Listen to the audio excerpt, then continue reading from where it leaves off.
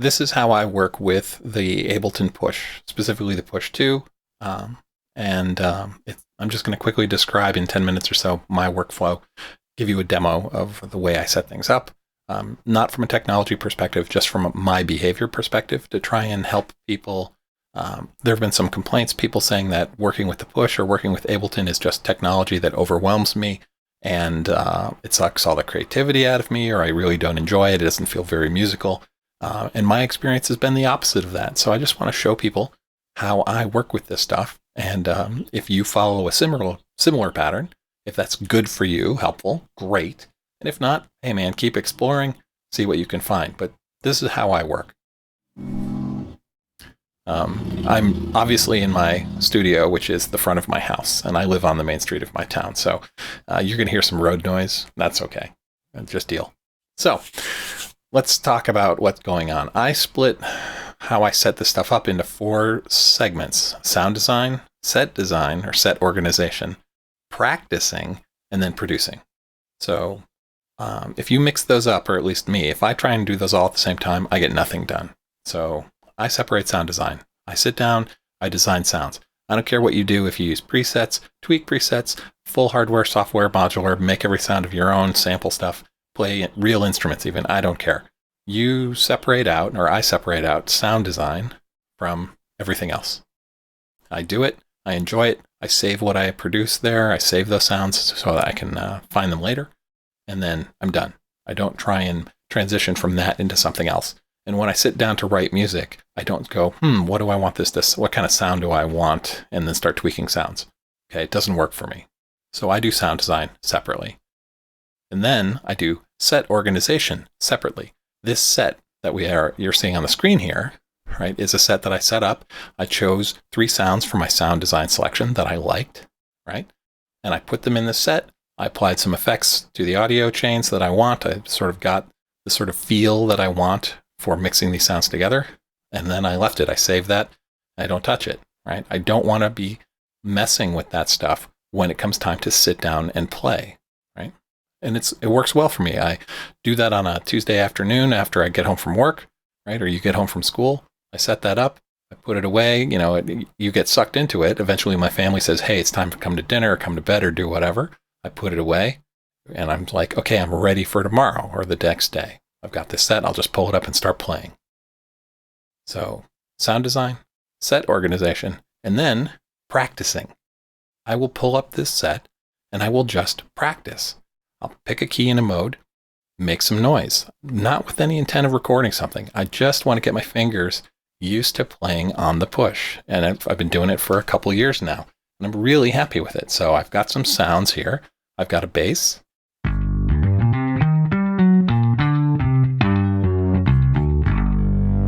Sorry about the shaky cam. The camera's resting on the desk too.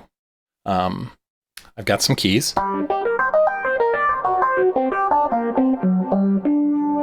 And I've got a lead sound.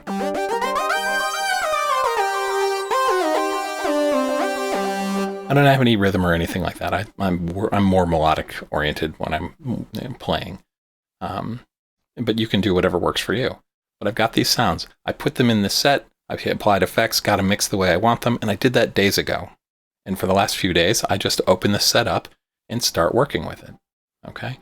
So I just practice. And I'll turn on my metronome. I'll play to a click, which you may or may not be able to hear because it's leaking out the headphones. But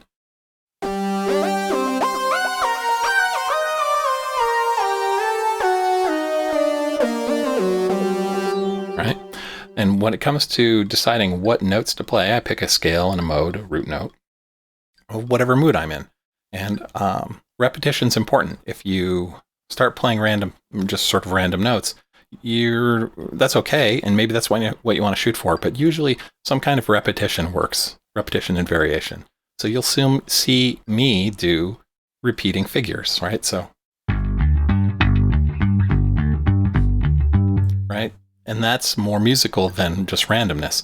And then I'll do repeating figures, and that sort of is the basis for a clip. And then I'll start putting some variations in it. We'll get to that in a minute. The point is practice. So just play.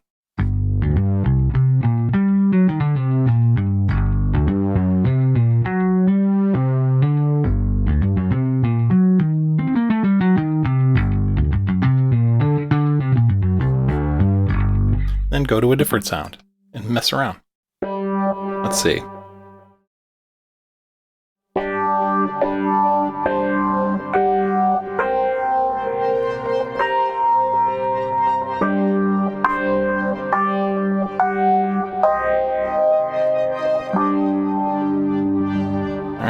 So just do that. Do that for the night. If you just sit down once a day, once you have a set organized with some sound selected, and just say, I'm only going to play for 5 minutes. Put the cans on or turn your monitors up and just commit to playing for 5 minutes. I guarantee you, in a week or so, you're going to sit down to play for 5 minutes. You're going to get lost for an hour until your family says, hey, come to dinner or something like that. And you're just going to get better and better at playing. I'm not great, but I'm much better than I was a year ago. Right? The same goes for everyone. Just practice. Don't worry about producing. Practice for a while. Then maybe on the weekend, go in and say, okay, now I'm going to sort of start crossing the line between practicing and producing. I'm going to practice, but I'm going to record while I'm practicing. Okay? So on the push, there's note mode and session mode. Session mode's just a list of clips, and in this set, it's blank because I don't have any, right?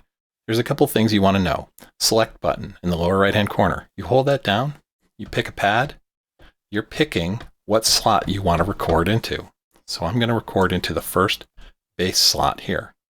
So I hold down select, I hit the first slot. I go back to note mode. I hit play, my click's going in my ear, and I get ready to lay down a beat. If you hold down this fixed length button right by the record button, you can say, I want it to be 4 bars long, or 2 bars, or 1 bar. It doesn't matter. I picked 4. Now I'm going to get ready to record on the downbeat.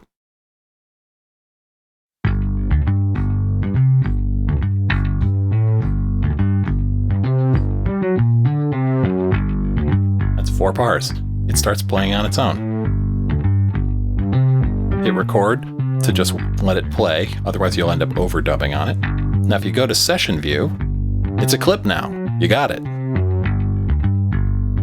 If you want to copy it to another instrument, you can hold down this duplicate button, click the clip you want to copy, and then click where you want it to go to. I'm going to copy it over to my keyboard track, and then tap it to start it playing.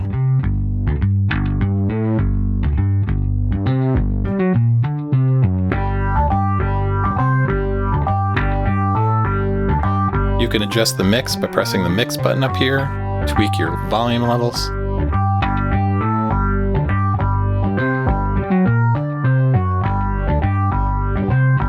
Now maybe I don't like that, I want to get rid of it. You can hold down the delete button and tap the clips you want to delete. And you can just get rid of them. You want to select where I want to go. I'm going to re-record that first bass one. Let's put something else in.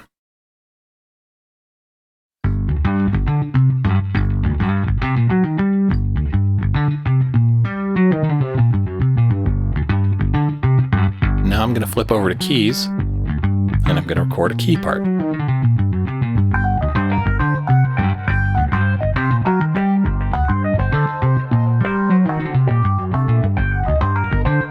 I'm not real happy with that, so I'm just going to hit delete while it's playing. While it's still recording, see the red lights, hit delete, gone. Hit record again to try it again.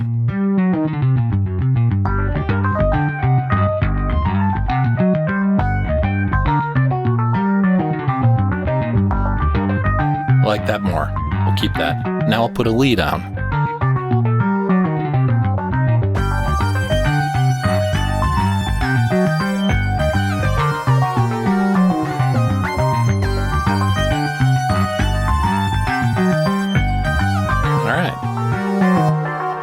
Stop playing.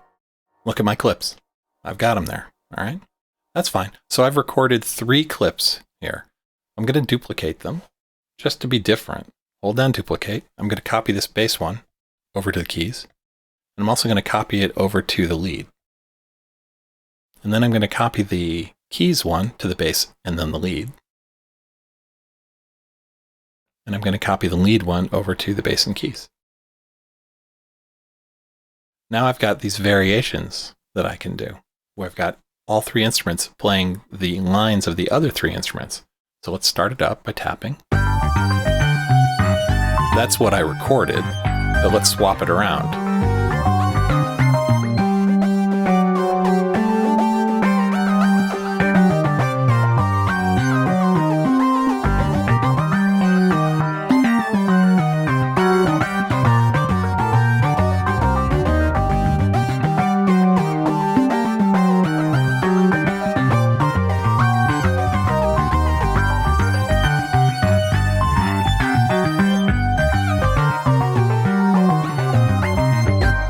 Anyway, so that's a way to very quickly, once you've played with these sounds and you're like, okay, I like this root note and mode, I know what I'm doing on this scale, fine. I'm going to lay down 3 little clips, and then I'm going to swap them all around without actually even having to touch the computer, and then start playing with them.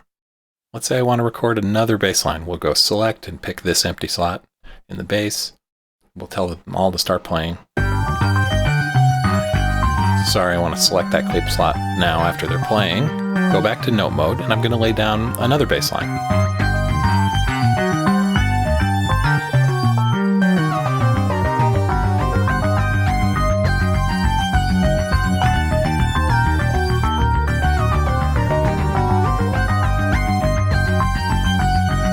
Now let's lay down a key part too, just chords.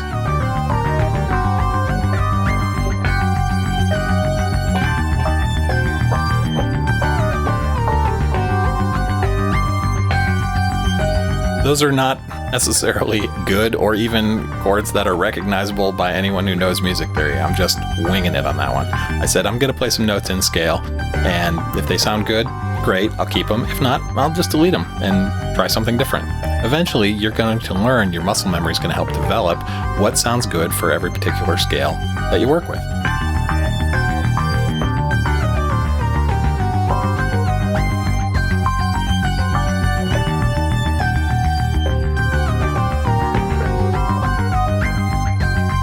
I'm not happy with that either. Let's try one more.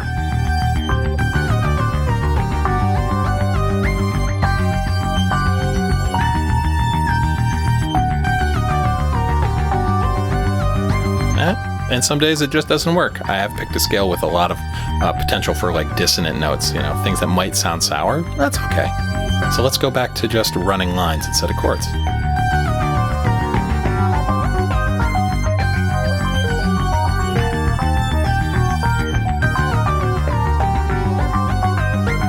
Put a new lead down too.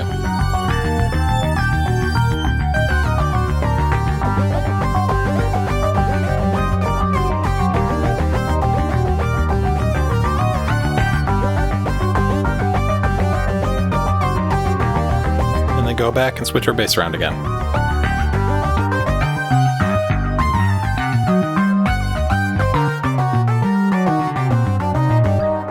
And that's it.